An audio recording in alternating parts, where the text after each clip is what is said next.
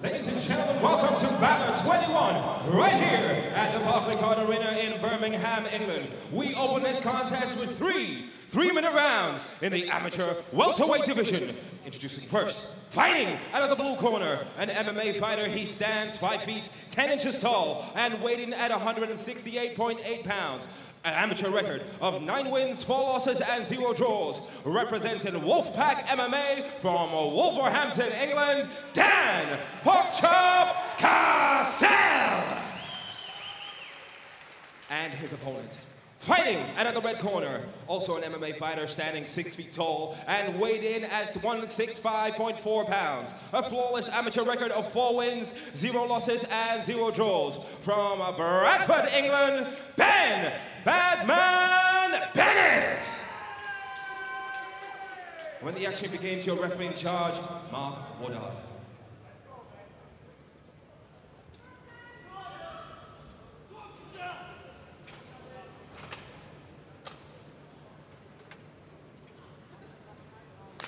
So here we go, Chris. Round 1 or 3. Mark Woodard, our referee, gets them going.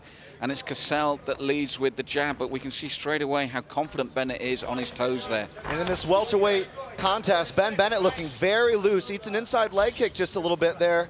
Perhaps a bit too loose, but he's going to try and stay mobile and avoid Cassell pressing him up and starting to tax him with a clinch situation. Well, you mentioned the jiu-jitsu skills, but he took a right hand there after throwing a high point right roundhouse, so he looks well rounded, but he's got to watch out for that Cassell right hand. And Cassell, as predicted, using a very nice underhook there on the left. You'll notice how deep that is and how high it is.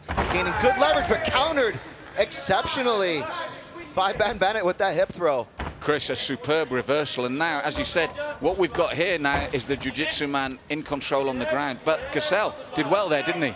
Using that overhook very neatly to stand back up. He actually threatened with an arm and guillotine briefly, but Cassell read that. But once again, outstanding technique on those throws. And then once again, threatens with the front choke.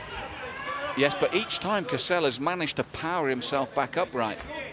And I think that's a testament to the weight difference. You know, looking at the stats, Bennett came in here very comfortably. Maybe a difference if it goes longer with the cardio factor, but Cassell looking to make this a dogfight, keeping that underhook and trying to swap to possibly reverse body lock. Can't tell here from our angle. Now, from what you've seen so far, Chris, and we saw him go for it again, what would you like to see Bennett do when he sweeps his man and takes him down to keep him there?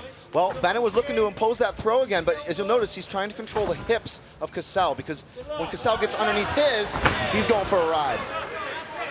Now, a big body slam there, and suddenly Cassell is in control. But one thing we'll be very aware of here is Bennett will be so comfortable on his back. Yep, using that overhook there very nicely, controlling with an open guard, posted up on the hips. And he's going to take his time here. You know, it's still pretty early in the fight. These guys haven't worked up a ton of sweat yet, so it allows a little bit better traction, a little bit better control in this open guard situation. And if you're Daniel Cassell, you must be aware that Triangle. 3 of your 4 losses have been through submission stoppages. And Bennett in that halfway position, looking to pull down the ankle and lock up that figure 4. That looks tight, Malcolm. He's got that all the way underneath his knee and locked up tight. He just needs to rotate a little bit more to his right. He'll try and underhook the leg or pull in an arm to do so. Because the submissions do seem the Achilles heel, don't they, for Cassell? And Cassell in early trouble here. That looks very deep. I think that's a wrap, son. This will be over in a second if he can get that torque and pull down on his head. And it was from something, let's be honest, that Cassell initiated a very good slam. It was a great slam. You know, the way that Bennett was able to control with the overhook and stuff the arm and really work very gradually into the submission. You know, some submissions work like lightning, some at a glacier's pace, and this one's coming in real slow. That's yes. it. Well, Mark, Chris, I was just about to say that Mark Woodard, our referee, was closing in as if he knew, just like you did. That was inevitable, wasn't it? That was an outstanding effort from Bennett. Like I said, the technique he brings from an open to a closed guard attack there was just spectacular. And, you know, it took 45 seconds to lock up that triangle, but that's jiu-jitsu for you, Malcolm. And again, we said earlier that Cassell, this was a danger for him. It came from him initiating his own attack, didn't it? And just a beautiful technical counter here. And we're going to take a look at the replay here in just a moment.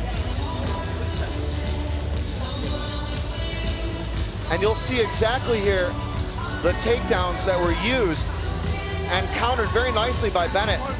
He maintained careful position and did a real good job doing that a couple of times, but here's the big slam, Chris, that Cassell thought would be in his favor, but when he slams, he's actually then in immediate trouble with Bennett from his back. And the case in point being that Cassell tried to return the favor with a takedown, but Bennett just proving technically too savvy there and getting the tap with a nice textbook triangle win.